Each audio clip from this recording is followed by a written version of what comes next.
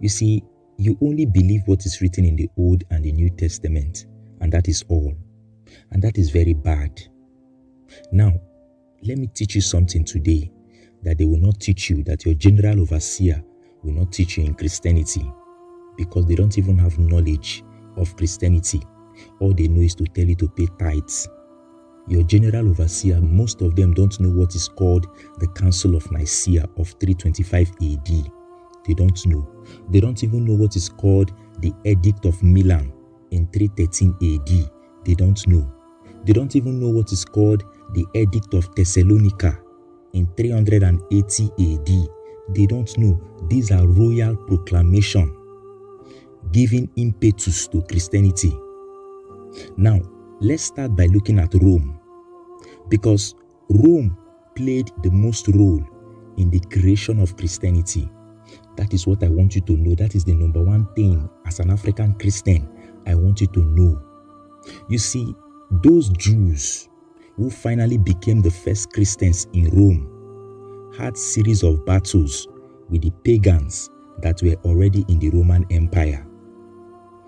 It is important to know that Christianity became legally recognized with Emperor Constantine. When Emperor Constantine became emperor in 312 AD and went further to legalize Christianity in 313 AD through the Edict of Milan. Pay attention before you argue, because we know African Christians, they like to argue, especially Nigerian Christians. They are ignorant about this history, but they will still argue. But calm down. Now, in the year 380 AD, after the most popular Council of Nicaea in 325 AD, Christianity and Catholicism under Emperor Theodosius, through his Edict of Thessalonica, became the universally accepted religion, and every other religion, especially the ones they see as paganism, were declared heresy. The pagans were the first victims of the atrocities unleashed by the Christians of Rome. Now, aside the violent destruction of pagan shrines and temples, the Catholic Church converted pagan holidays and pagan religious rites to Christianity in order to convert the pagans to the Christian religion, in order to lure the pagans into the Christian religion. When the pagans saw that their pagan rituals and all their activities are Christianized and practiced by the Christians, they started converting to Christianity without a second thought.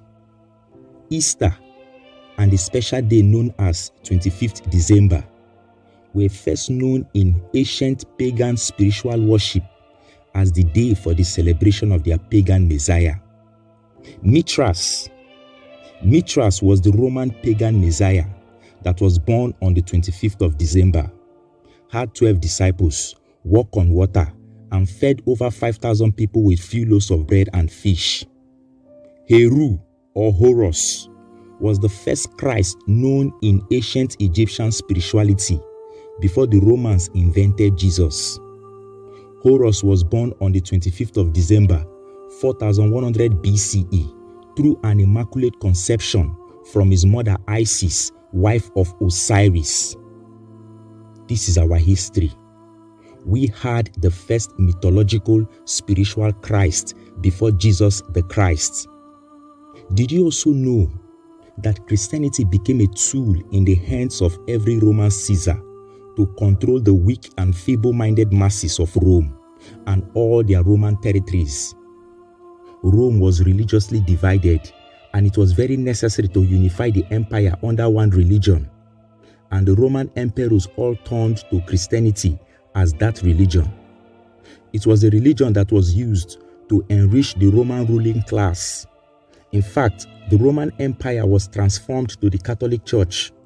If you think the Roman Empire is no longer in existence, I recommend you do more research. Rome was transformed to the Catholic Church. Now, the New Testament was not written by the names on them. This is another important part of Christianity I need you to pay absolute attention to. Mark, Matthew, John, and Luke never existed.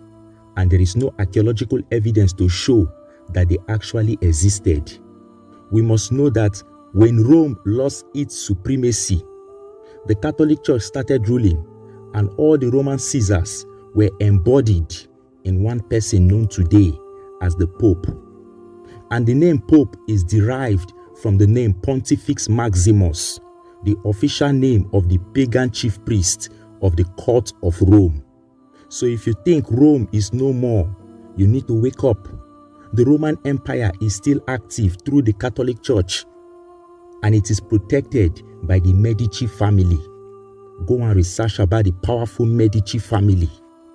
And if you think the Medici family are no longer in existence, then you need to pay more attention to research. In fact, the Catholic Church is owned by the Medici family, a very powerful and wealthy family who control the church till today with their wealth and riches.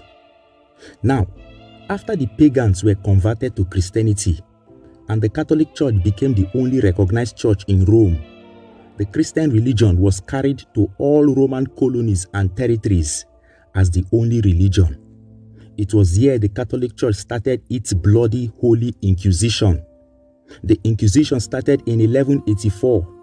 It was a period of terror where the church declared war on all human beings on earth who refused to accept Jesus as their Lord and personal Savior. Innocent women were executed because they disbelieved in the doctrines of the Catholic Church. Women were accused of witchcraft and necromancy, and many were burned to death. The church executed scientists just because their theories were not in line with church doctrines and biblical beliefs. The first scientist executed by the church was Giordano Bruno. He was a philosopher and a cosmologist who was burned to death in Rome in the year 1600 for heresy. The great scientist Galileo Galilei was imprisoned for defending the Copernican theory of science, which states that the earth revolves around the sun. This theory was declared heresy. Galileo Galilei was arrested and imprisoned till he died. Lovers of knowledge, to know more of this history, I recommend The Untold History of the Black Race and the Fall of African Civilization. If you want a copy, you send a message to my inbox if you want to buy your own copy. It is a book that will open your eyes about the untold history of your African ancestors